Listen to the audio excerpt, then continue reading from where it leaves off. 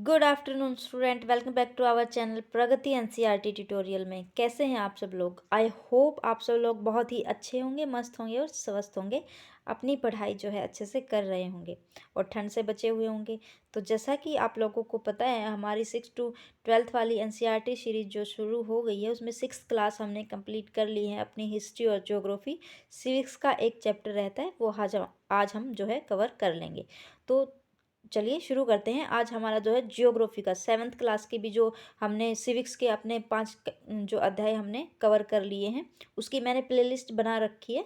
तो आप एक बार प्लेलिस्ट में जाके वो चीज़ें देखिएगा। ठीक है, मैंने 6th की अलग से बना रखी है, 6th की सब्जेक्ट वाइज, जैसे हिस्ट्री, ज्योग्राफी और सिविक्स दोनों तीनों चीज़ें की अलग बना रखी है। और जो 7th क्लास की है वो अलग से बना रखी है। 7th क्लास की जो सिविक्स और ज्योग्राफी है उसकी अलग से जो मैंने प्लेलिस्ट बना रखी है, ठीक है, उसमें जाके आप देखिएगा। तो आज हम अपना जो है फोर्थ चैप्टर अपना 7th क्लास का वायु, इसके बारे में आज हम पढ़ने वाले हैं। तो शुरू करते हैं। शुरू करने से पहले मैं कहना चाहूँगी, जो भी नया स्टूडेंट इस वीडियो से जुड़ रहा है, इस चैनल से जुड़ रहा है, तो चैनल को सब्सक्राइब करिएगा और बेल आइकन को प्रेस करिएगा, जिससे आपके पास नोटिफिकेशन पहुँचती रहेगी क्लासेस की। ठीक है, और अगर आपको कंटेंट अच्छा लगे तो जो है वीडियो को लाइक ज़रूर करिएगा। तो चलिए शुरू करते हैं। आज हम अपना चौथा अध्याय जो हमारा है, 4th चैप्टर वायु के बारे में आज हम पढ़ेंगे। तो इधर से एक बार जानते हैं। क्या आप जानते हैं, कार्बन डाइऑक्साइड वायुमंडल में फैलकर पृथ्वी से विकिरित ऊष्मा को पृथ्वी पर रोककर ग्रीन हाउस प्रभाव इफेक्ट मतलब बनाती है, इसलिए इसे ग्रीन हाउस गैस भी कहते हैं। और इसके अभाव में धरती जो है इतनी ठंडी हो जाती है कि इस पर रहना असंभव हो जाता है। किंतु जब कारखानों एवं कार के धुओं से वायुमंडल में इसका स्तर बढ़ता है तो इस ऊष्मा के द्वारा पृथ्वी का तापमान बढ़ता है। इसे भूमंडलीय तापमान भी मतलब ग्लोबल वार्मिंग भी कहते हैं। तापमान में इस वृद्धि के कारण पृथ्वी में सबसे ठंडे प्रदेश में जमी हुई बर्फ पिघलती है, जिसके परिणाम स्वरूप समुद्र के जो जल स्तर में वृद्धि होती है, जिससे तटीय क्षेत्रों में बाढ़ आ जाती है। दीर्घ अवधि के में जो है इसके कारण जलवायु में अत्यधिक परिवर्तन हो सकता है, जिसके फलस्वरूप जो है कुछ पौधे एवं जो पशु है वो लुप्त भी हो सकते हैं। इसमें ये कह रहा है कि जो कार्बन डाइऑक्साइड है वो एक मतलब लिमिट तक ही अच्छी है, ना तो उसका कम होना ज़्यादा अच्छा होता है, ना ज़्यादा बढ़ना अच्छा होता है। ठीक है, अगर ये कार्बन डाइऑक्साइड नहीं होगी तो मतलब ये इतनी ठंडी हो जाएगी पृथ्वी कि वो जम जाएगी, और ज़्यादा हो जाएगी तो मतलब चीज़ें जो है नष्ट भी हो सकती हैं। पशु पक्षी कुछ है, ऐसी चीज़ें हैं वो मतलब विलुप्त हो जाएंगी वो चीज़ें। ठीक है, तो यहाँ देखते हैं, जो हमारी पृथ्वी चारों ओर से वायु की घनी चादर से घिरी हुई है। जो हमारी अर्थ है उसके चारों तरफ क्या है? एयर है। ठीक है, चारों तरफ क्या है? एयर है, जिसे वायुमंडल कहते हैं। मतलब पृथ्वी के चारों ओर जो वायुमंडल जो गैसेस पाई जाती हैं, इसको क्या कहेंगे? क्या कहेंगे? इसको वायुमंडल कहेंगे। पृथ्वी पर सभी जीव जीवित रहने के लिए वायुमंडल पर निर्भर रहते हैं। यह हमें सांस लेने के लिए वायु प्रदान करती है एवं सूर्य की किरणों में के हानिकारक प्रभाव से हमारी रक्षा करती है। यदि सुरक्षा की यह चादर न हो तो हम दिन के समय सूर्य की गर्मी से तप्त होकर जल सकते हैं एवं रात के समय ठंड के कारण मतलब जम जाएंगे। अतः यह वायु राशि जिससे जो पृथ्वी के तापमान को रहने के योग्य बनाया, मतलब जो वायु है हमारे चारों तरफ वायुमंडल में, इसी के कारण मतलब हम जीवित है। अगर ये इसकी सुरक्षा नहीं होगी तो पृथ्वी जो है सूर्य की गर्मी से तप हो सकती है, या फिर रात को वो मतलब बिल्कुल बर्फ की तरह जम जाएगी। वायुमंडल का संगठन, हमारी नेक्स्ट हेडिंग है वायुमंडल का संगठन।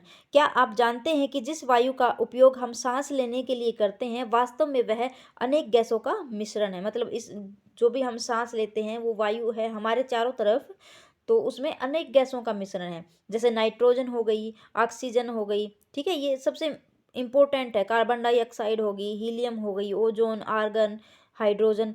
ये सारी चीज़ जो गैसेज हैं वो हम इन गैसों का जो है मिश्रण है। ठीक है, जिनमें वायुमंडल का बहुत बड़े भाग में कौन सी होती है, नाइट्रोजन और ऑक्सीजन। जो नाइट्रोजन होती है वो 71% होती है। ठीक है, कमेंट बॉक्स में कमेंट करें नाइट्रोजन कितनी होती है, 71%।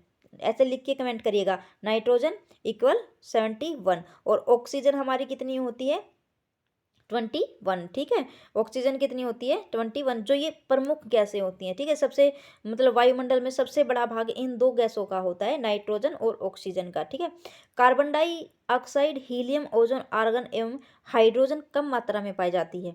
ठीक है, सबसे ज़्यादा मात्रा में कौन सी है, बल्क में कौन सी ज़्यादा मात्रा में पाई जाती है, नाइट्रोजन और ऑक्सीजन। नाइट्रोजन हमारी जो नाइट्रोजन है हमारी वो 78% है और जो ऑक्सीजन है वो 21% है। बाय मिस्टेक में से 71 आई थिंक निकल गया है। तो नाइट्रोजन जो है हमारी 71, ओहो फिर से, नाइट्रोजन जो हमारी है 78% है और ऑक्सीजन हमारी 21% है और जो बाकी हैं बहुत ही कम मात्रा में कार्बन डाइऑक्साइड हमारी है 0.03। ठीक है, देखिए जो हमारी कार्बन डाइऑक्साइड है 0.03%, हमारी नाइट्रोजन कितनी है 78%, ऑक्सीजन कितनी है 20। ये पूछेगा, ठीक है, आपको एक साइड लिखेगा गैसों के नाम, कार्बन डाइऑक्साइड, ऑर्गन या अन्य गैसें, ऑक्सीजन, नाइट्रोजन, और एक साइड इनकी परसेंटेज दे देंगे तो आपको उनको मैच इट करना होगा। ठीक है, ऑर्गन कितनी है 0.93। ठीक है, कार्बन डाइऑक्साइड कितनी, देखिए ऐसे देखिए, कार्बन डाइऑक्साइड में है 0.03 ना, तो 0 को हटा के 93 का आर्गन बना देना। ठीक है, तो ऐसे हम कर लेंगे।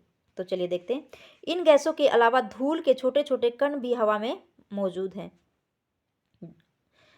जो इस चित्र में दिखाया गया। ठीक है,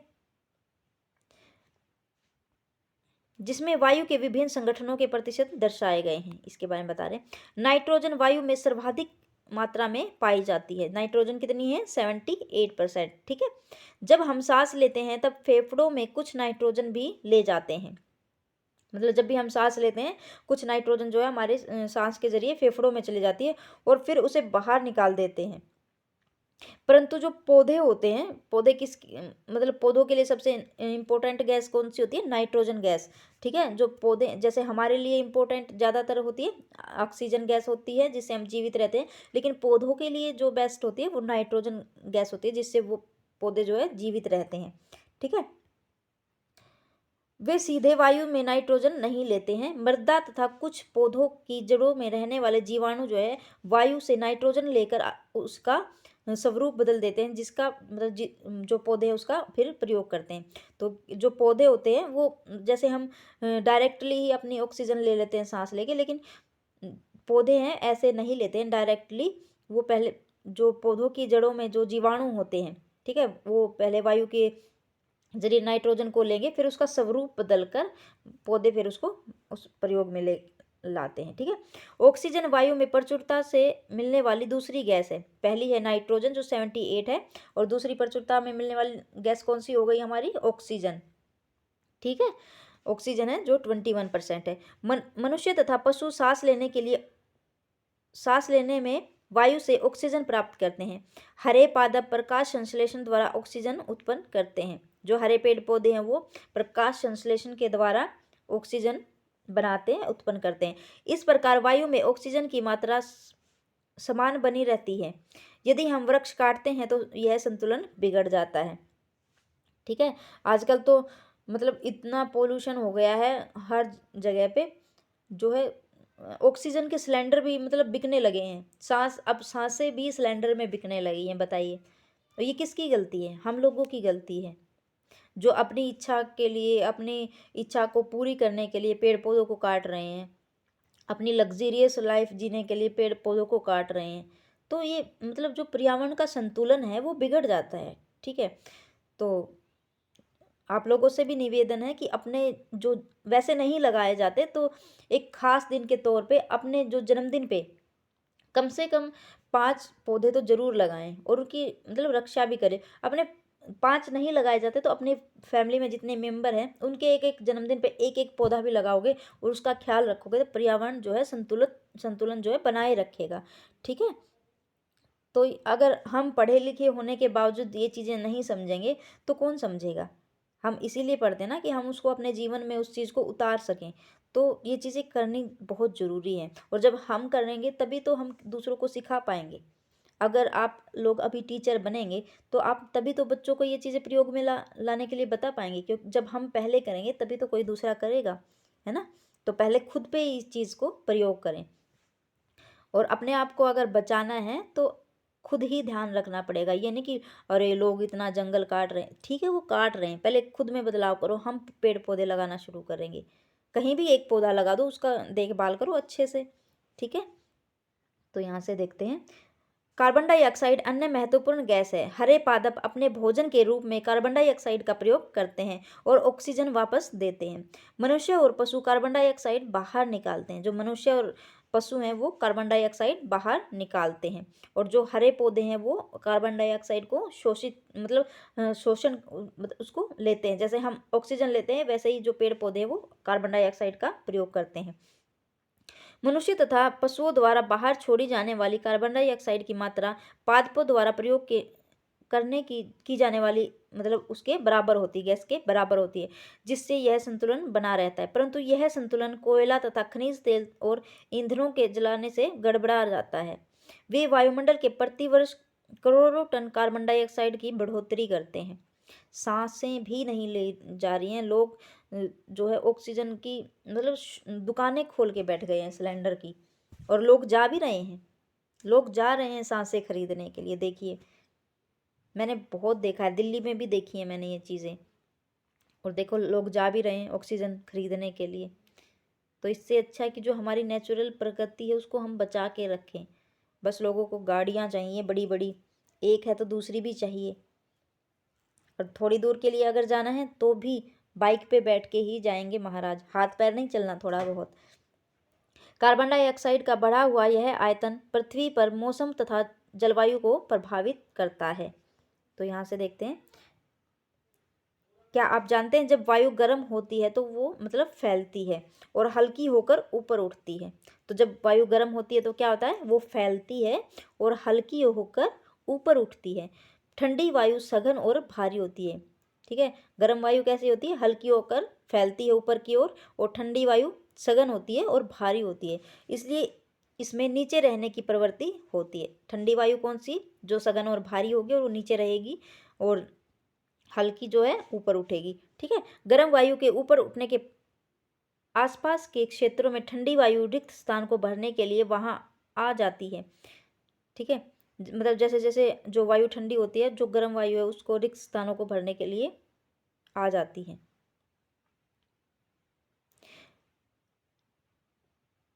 ठंडी वायु आ जाती है, ठीक है। इस प्रकार वायु चक्कर चलता रहता है। तो ये कुछ न्यूज़पेपर की हेडिंग दी गई है ग्लोबल वार्मिंग की। तो यहाँ से देखते हैं, हमारी नेक्स्ट हेडिंग हमारी है वायुमंडल की संरचना। हमारा वायुमंडल जो है 5 परतों में विभाजित है। कितनी परतों में, 5 परतें हैं हमारे वायुमंडल में, ठीक है। और कौन सी है ये, जैसे देखते हैं। पहली हमारी है क्षोभ मंडल, ठीक है। पहली हमारी कौन सी है, क्षोभ मंडल। दूसरी है समताप मंडल, मध्य मंडल, बाह्य मंडल, ठीक है, एवं बहिर्मंडल। देखिए ये ऐसे एज इट इज इसको सीक्वेंस में याद रखना है। पहली हमारी कौन सी है, जिस पर हम रहते हैं, जहाँ पे हम रहते हैं, क्षोभ मंडल, ठीक है। जहाँ पे सभी मौसमी संबंधी घटनाएं होती हैं, बारिश होती है, बादल बनते हैं, ठीक है, बिजली कड़कना, ये सारी चीज़ें कहाँ कौन से उसमें होती है सतह पर, क्षोभ मंडल में होती है। दूसरी है समताप मंडल, जिसमें मतलब मौसमी संबंधी कोई भी घटना नहीं होती है, और ये क्या है, हवाई जहाज उड़ाने के लिए मतलब अच्छी मानी जाती है ये वाली जगह, समताप मंडल जो होती है, ठीक है। और तीसरी है मध्य मंडल, ठीक है। और फिर है बाह्य वायुमंडल, जिसको आयन मंडल भी कहा जाता है। और हमारी जो लास्ट है वो क्या है, बहिर्मंडल, सबसे ऊपर वाली बाहर की तरफ जो है बहिर्मंडल, ठीक है। अब हम एक एक करके एक एक परत के बारे में पढ़ेंगे। क्षोभ मंडल के बारे में हम देखेंगे। जैसा कि मैंने बताया, यह परत वायुमंडल की सबसे महत्वपूर्ण परत है, ठीक है। इसकी औसत ऊंचाई 13 किलोमीटर है। कितनी है, 13 किलोमीटर। हम इसी मंडल के में जो है मौजूद वायु में सांस लेते हैं। मौसम की लगभग सभी घटनाएं, जैसे वर्षा, कोहरा एवं ओलावर्षण इसी सतह पर के अंदर होता है। जैसे कि मैंने आपको बताया, एक सेकंड, जैसे मैंने आपको बताया कि जो क्षोभ मंडल है जहाँ पे हम रहते हैं, तो जितने भी मौसम संबंधी घटनाएं होती है, चाहे वहाँ पे वर्षा हो गई, बारिश हुई, कोहरा हुआ, तूफान हुआ, ओलावर्षण हुआ, ठीक है, मतलब जितनी भी मौसम संबंधी घटनाएं हैं, बिजली कड़कना, तूफान आने, ये सारी चीज़ें कहाँ होती हैं? क्षोभ मंडल में होती है। और ये कितनी है, इसकी औसत ऊंचाई कितनी है? जो है 13 किलोमीटर, ठीक है। तो यहाँ से देखते हैं, सेकंड हमारी है समताप मंडल। जो क्षोभ मंडल है ठीक इसके ऊपर कौन सी है? समताप मंडल कहलाता है। देखिए इधर देखते हैं,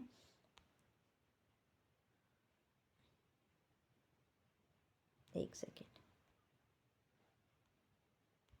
ये तो क्षोभ मंडल हो गई जिसमें मतलब सारी मौसमी संबंधी घटनाएं होती हैं, ठीक है। और इससे ठीक ऊपर है, ये कौन सी है? समताप मंडल, ठीक है। ये हवाई जहाज उड़ाने के लिए मानी जाती है। सबसे इम्पोर्टेंट इसमें क्या पाई जाती है?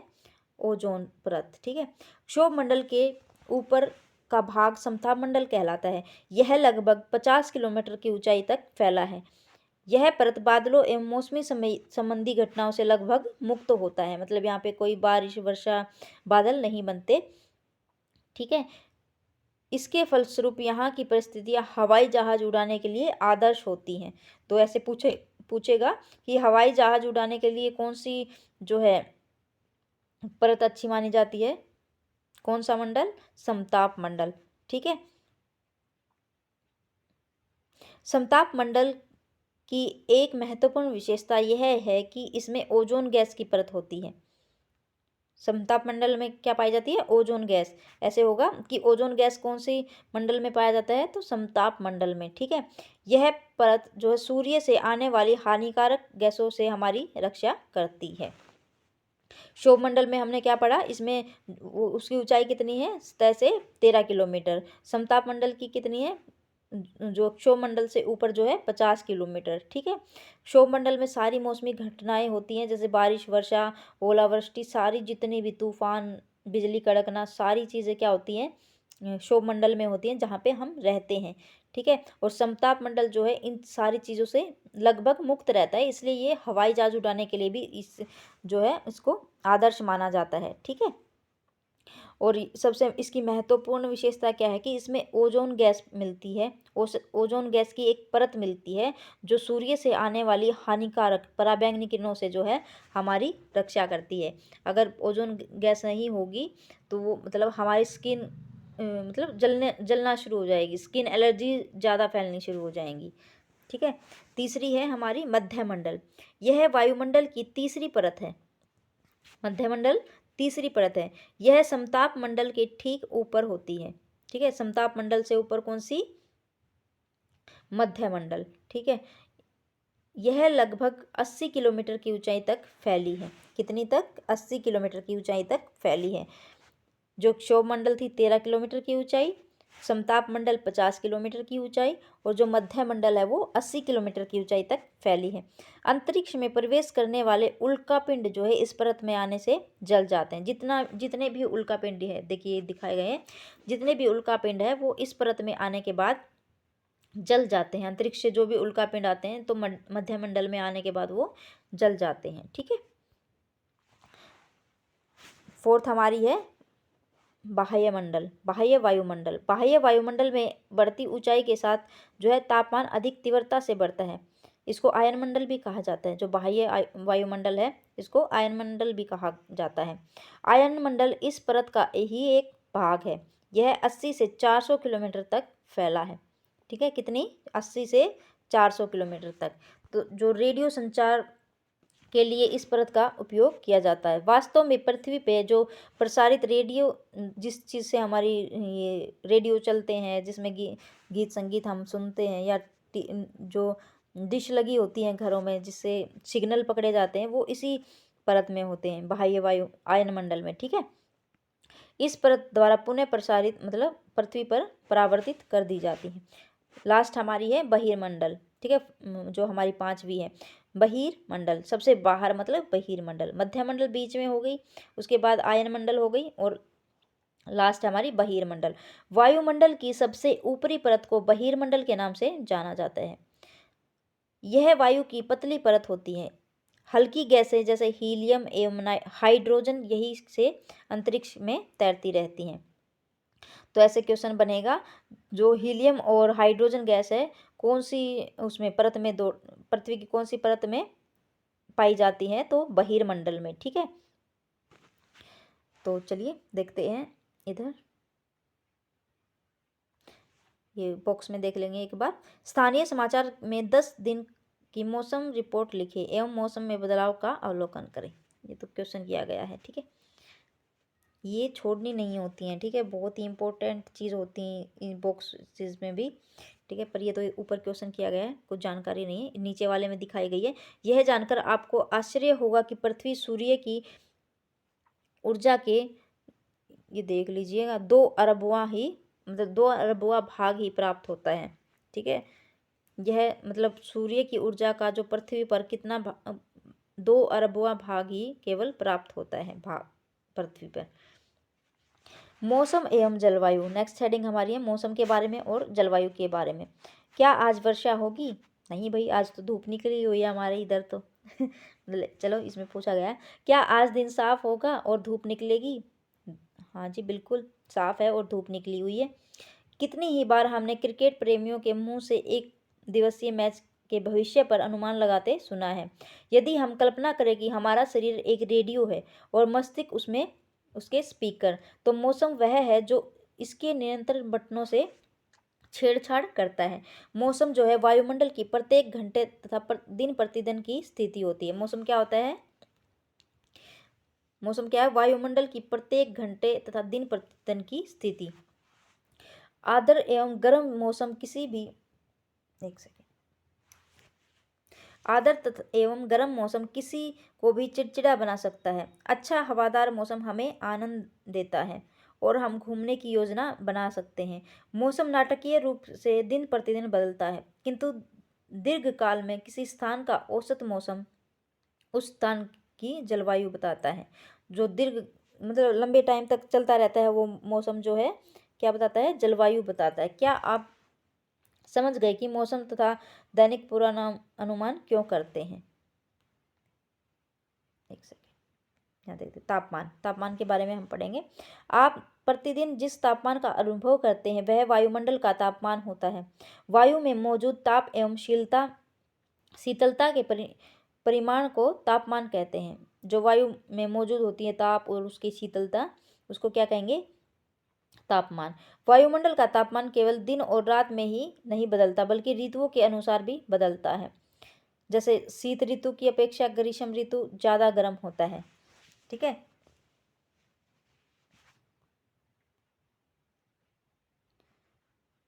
इधर ये दिखाए गए हैं, जो तापमापी होते हैं वो तापमान को मापता है, ये भी आ सकता है। ठीक है, आता ही है। तापमापी क्या करती है? तापमान को मापती है। और वायु दाब को कैसे मापा जाता है? वायुदाब मापी के द्वारा। ठीक है, वर्षा को मापी के द्वारा, पवन की दिशा को वात दीर्घवृत्त दिग्दर्शी।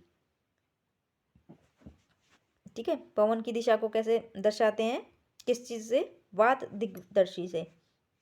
यहाँ से देखते हैं, आतपन एक महत्वपूर्ण कारक है जो तापमान के वितरण को प्रभावित करता है। सूर्य से आने वाली वह ऊर्जा जिसे पृथ्वी रोक लेती है वो आतपन कहलाती है। ठीक है, आतपन क्या कहलाती है? जो सूर्य से किरणें आती हैं, गर्मी आती है, उसको पृथ्वी रोक लेती है। ठीक है, उसको क्या कहेंगे? आतपन। जिसको पृथ्वी रोके रहती है उसको आतपन कहते हैं। ठीक है, आतपन जो है सूर्य की आतपन की मात्रा भूमध्य रेखा से ध्रुवों की ओर घटती है, इसलिए तापमान उसी प्रकार घटता है। क्या अब आप समझ गए होंगे कि ध्रुव बर्फ से क्यों ढके रहते हैं? बताइए, समझे? यदि पृथ्वी का तापमान अत्यधिक बढ़ जाता है तो यह इतनी गर्म हो जाती है कि यहाँ कुछ फसलें नहीं उग सकेंगी। गांव की अपेक्षा नगरों का तापमान बहुत अधिक होता है। दिन के समय से जो एसाफेल्ट से बनी जो सड़कें होती हैं एवं धातु की कंक्रीट से बने भवन बहुत जो है गर्म हो जाते हैं। रात के समय वह ऊष्मा मुक्त हो जाती है। मतलब जब दिन में बहुत ज़्यादा धूप होती है तो जो सड़कें होती है चारकोल से बनी होती हैं, जिसको ऐसा फेल्ट्स भी कहते हैं, उससे बनी जो सड़कें होती है, या धातु और कंक्रीट से बने जो हमारे घर होते हैं, भवन होते हैं ऊंचे ऊंचे, वह क्या करती है, जो सूर्य से आने वाली उसको प्रकाश को, ऊष्मा को, जो पहले दिन में तो रोक लेती है, और जो रात को क्या करती है, वो ऊष्मा को मुक्त करती है। फिर नगर के भीड़ वाले ऊंचे भवनों में गर्म वायु को रोक लेते हैं, जिससे नगरों का तापमान बढ़ जाता है। ठीक है, ऐसे बोलते हैं ना कि हुमस हो गई है, उमस बोलते हैं। तापमान को मापने का मानक इकाई डिग्री सेल्सियस है। जो तापमान को मापते हैं उसको मानक इकाई क्या है, डिग्री सेल्सियस। इसका आविष्कार एंड्रस सेल्सियस ने किया था। सेल्सियन में पैमाने पर जल जो है 0 डिग्री सेल्सियस पर जमता है एवं 100 डिग्री सेल्सियस पर उबलता है। वायुदाब, नेक्स्ट हेडिंग हमारी वायुदाब के बारे में पढ़ेंगे। यह जानकर आपको आश्चर्य होगा कि वायु हमारे शरीर पर उच्च दाब के साथ बल लगाती है। कैसे लगाती है वायु, उच्च दाब के साथ। ठीक है, किंतु हम इसका अनुभव नहीं करते। क्यों नहीं करते, क्योंकि ये चारों तरफ से लगती है, मतलब चारों दिशाओं से जो है हमारे ऊपर वायुदाब लगता है। ठीक है, सभी दिशाओं से, आगे पीछे, साइड से, लेफ्ट राइट। ठीक है, और हमारा शरीर जो है विपरीत बल लगाता है, इसलिए हमें वो चीज़ अनुभव नहीं होती है।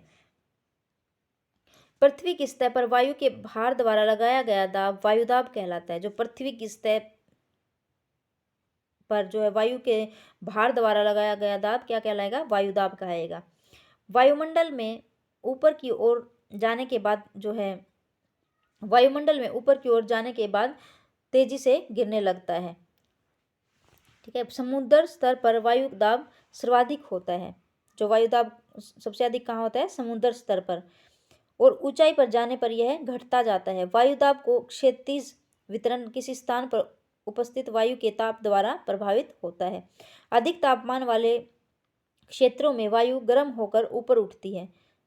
जो अधिक तापमान वाले क्षेत्रों में जो वायु है वो गर्म होकर क्या होती है, ऊपर उठती है।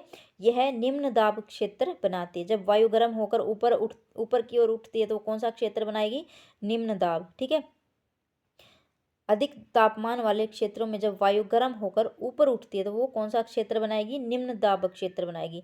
निम्न दाब जो है बादल युक्त आकाश एवं नम मौसम के साथ जुड़ा होता है।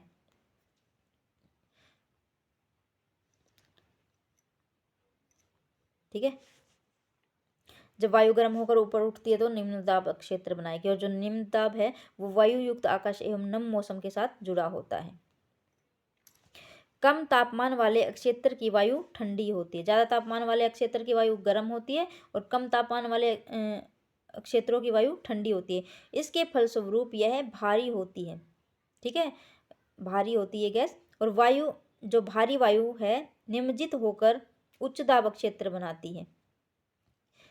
ठीक है, एक तो अधिक तापमान वाले क्षेत्र थे, वहाँ पे वायु गर्म होकर जो ऊपर की ओर उठती है, और एक निम्न जो कम तापमान वाले क्षेत्र है वहाँ पे वायु ठंडी होकर जो है भारी होती है।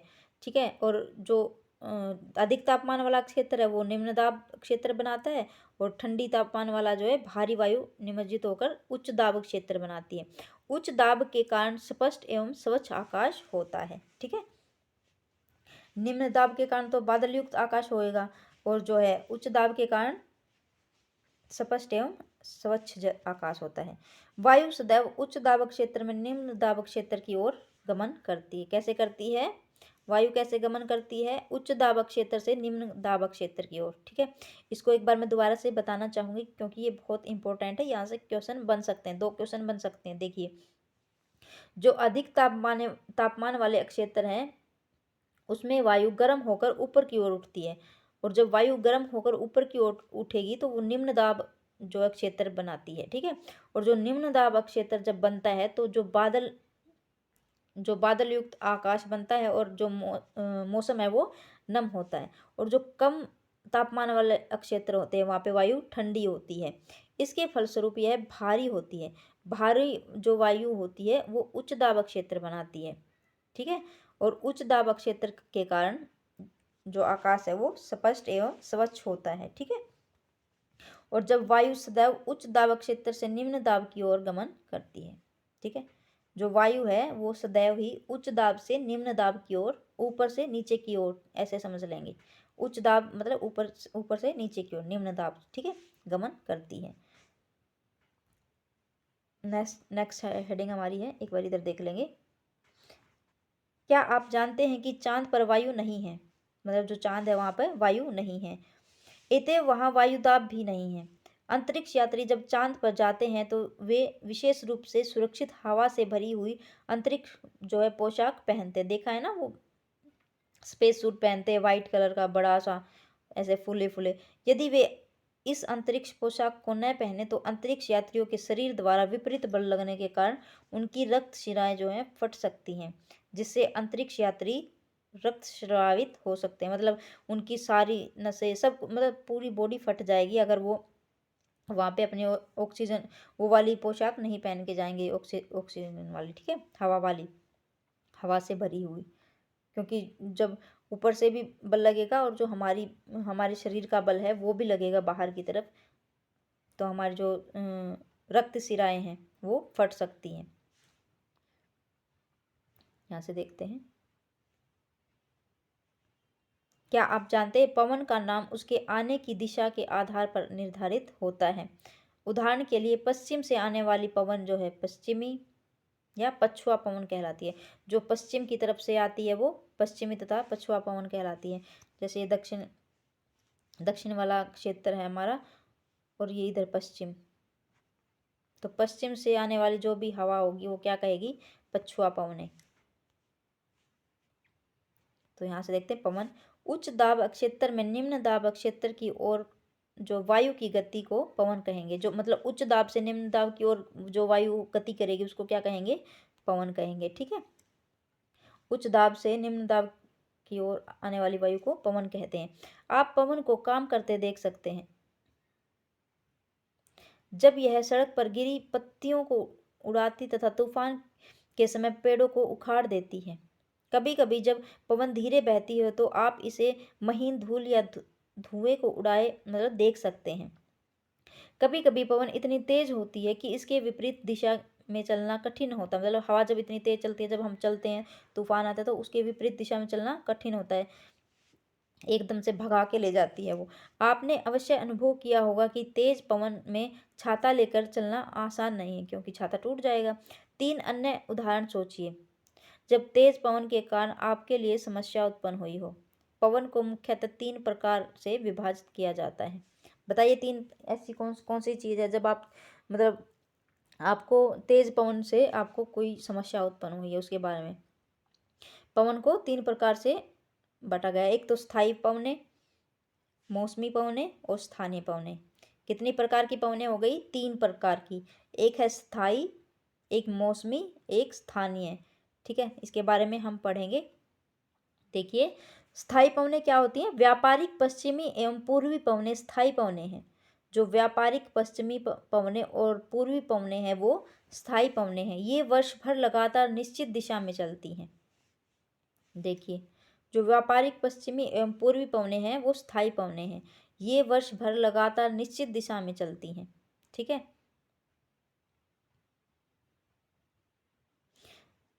दूसरी है हमारी मौसमी पवनें। ये पवनें विभिन्न ऋतुओं में अपनी दिशा बदलती है। उदाहरण के लिए भारत में मानसूनी पवनें, ठीक है। भारत में जो मानसूनी पवनें हैं वो किस प्रकार की पवन है? मौसमी पवन, ठीक है। आएंगी ये एज इट, मतलब ये लगा लो मोस्ट इम्पोर्टेंट है ये, ठीक है। इम्पोर्टेंट है ये वाली, बिल्कुल आएगा ही आएगा। इसको अच्छे से पढ़ो। स्थायी पवनें क्या हैं? व्यापारिक पश्चिमी एवं पूर्वी पवनें हैं जो स्थायी पवनें हैं। ये वर्ष भर लगातार निश्चित दिशा में चलती हैं। जो वर्ष भर लगातार एक निश्चित दिशा में चलती है वो कौन सी पवनें हैं? स्थायी पवनें, मतलब एक ही दिशा में चलती हैं, स्थायी हो गई वो, ठीक है। और जो मौसमी पवनें हैं ये पवनें विभिन्न मौसम मतलब ऋतु, ठीक है, ऋतुओं में अपनी दिशा बदलती हैं। उदाहरण के लिए जो भारत में मानसूनी पवनें हैं वो क्या है? मौसमी पवनें हैं। भारत में जो मानसूनी पवनें हैं वो क्या है? मौसमी पवनें। तीसरी हमारी है स्थानीय पवनें। ये पवनें किसी छोटे क्षेत्र में वर्ष या दिन के किसी विशेष समय में चलती हैं। उदाहरण के लिए स्थल एवं समुद्री समीर, ये आया हुआ था अभी जो हमारा ये दिसंबर में हुआ था ना, दिसंबर वाला जो सीटेट हुआ था, उसमें ये आया हुआ था। जो स्थल एवं समुद्री समीर कौन सी पवने हैं, क्या है ये, स्थायी पवने। ठीक है, ये एज इट इज ये वाला आया हुआ था। जो स्थल और समुद्री समीर है वो क्या है, ये स्थायी पवने हैं। ठीक है, और भारत में जो मानसूनी पवने हैं वो कैसी हैं, किसका उदाहरण है, मौसमी पवनों का। एज इट इज आया हुआ है, इससे आप अपने 2 नंबर, 2 नहीं तो 1 नंबर तो है ही है। इसको अच्छे से देख लीजिए।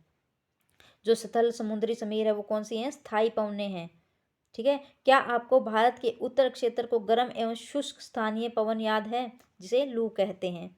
ठीक है, भारत में चलने वाली जो उत्तरी क्षेत्र की गर्म एवं शुष्क स्थानीय पवन है वो कौन सी है, लू। लू भी एक क्या है, स्थानीय पवन।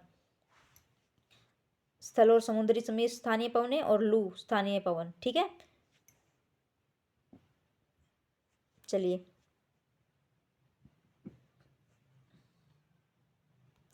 आगे देखते हैं। अभी दिसंबर वाले में ये आया हुआ था। ठीक है, स्थल एवं समुद्री समीर वाला जो स्थानीय पवन है भारत में, जो है भारत के में जो मानसूनी पवन है वो क्या है, मौसमी पवन। और जो वर्ष भर लगातार एक ही निश्चित दिशा में चलती है वो स्थानीय पवन, स्थायी पवन है। सॉरी, यहाँ देखते हैं चक्रवात के बारे में हम पढ़ेंगे। भारत के पूर्वी समुद्री तट में स्थित ओडिशा में बंगाल की खाड़ी में उठने वाले चक्रवातों का खतरा बना रहता है। 17-18 अक्टूबर 1999 को राज्य के 5 जिलों में चक्रवात आया। 29 अक्टूबर 1999 को एक अन्य महाचक्रवात आया जिसमें राज्य के बड़े भाग में तबाही मचाई। मुख्यतः पवन का वेग, वर्षा तथा ज्वारीय प्रोत्कर्ष से हानियां हुई।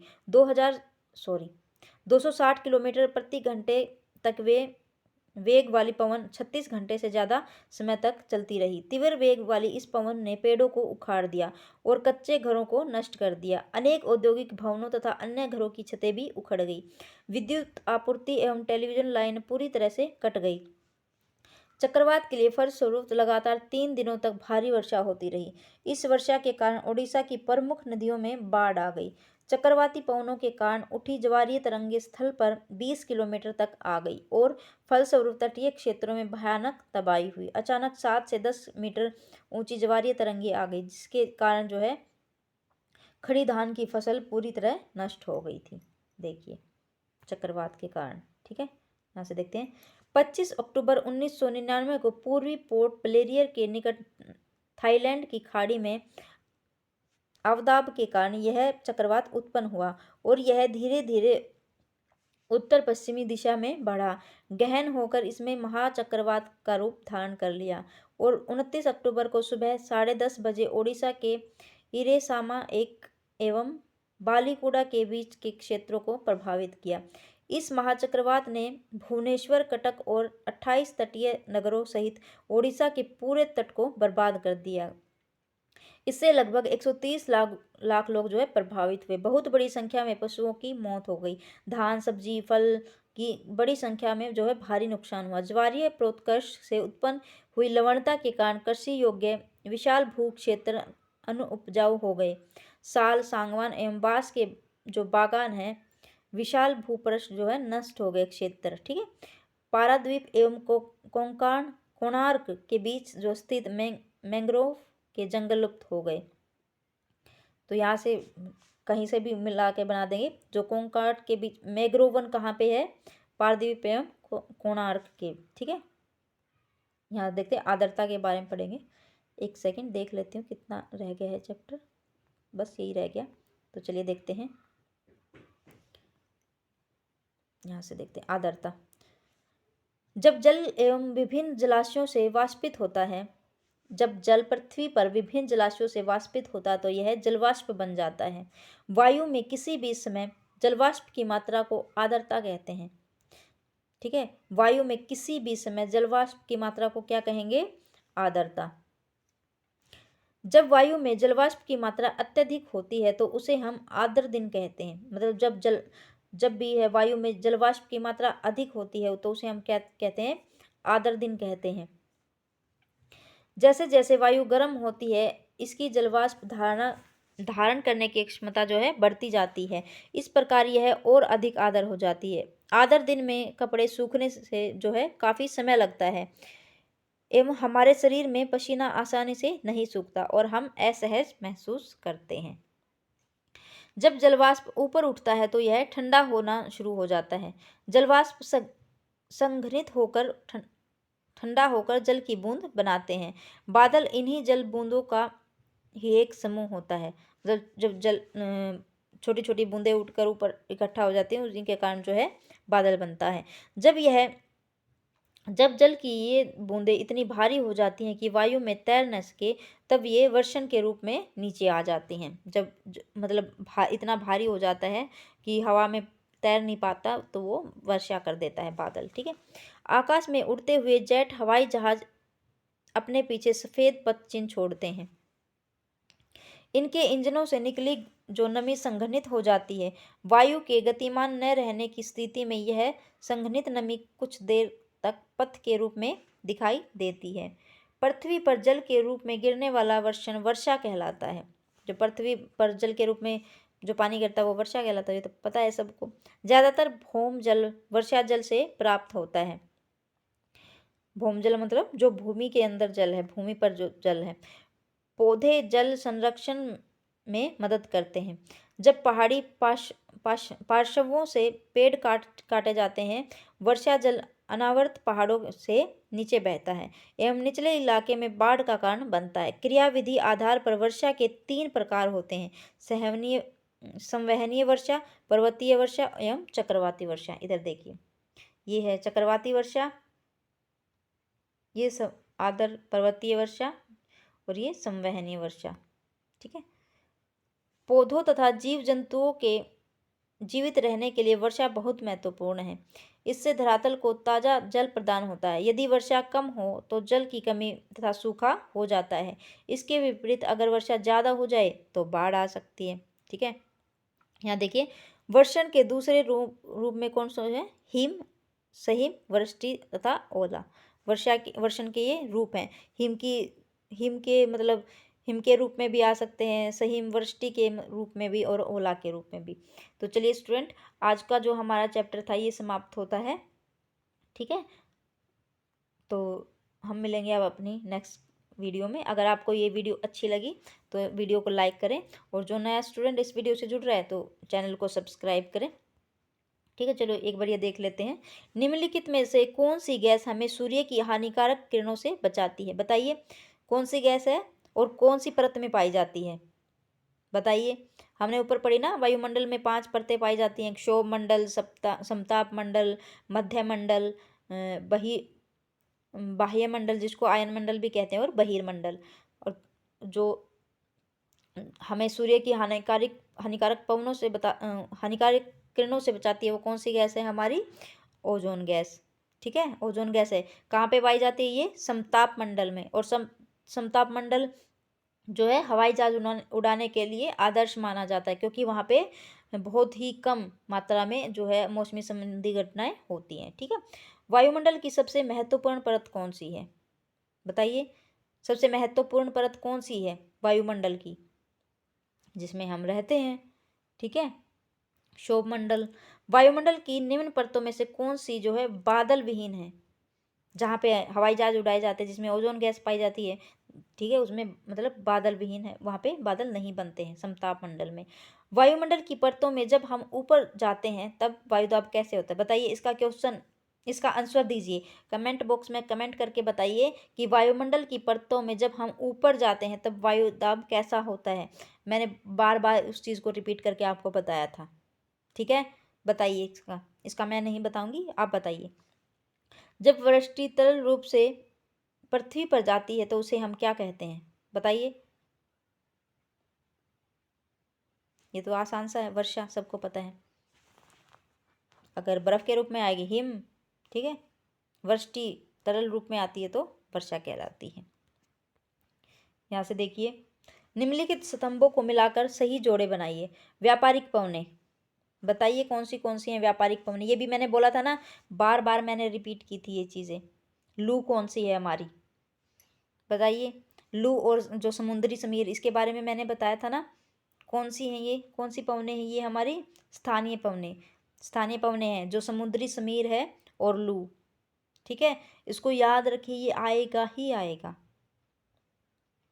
जो मानसूनी है, मानसून है वो कैसा है बताइए? मानसून बताया था ना मैंने। और पवन, इसके बारे में चलिए बताइए मुझे, कमेंट बॉक्स में कमेंट करके बताइए। बार बार मैंने रिपीट करवाई थी ये चीज़ें। तो चलिए मिलते हैं हम अपनी नेक्स्ट वीडियो में। Thanks for watching.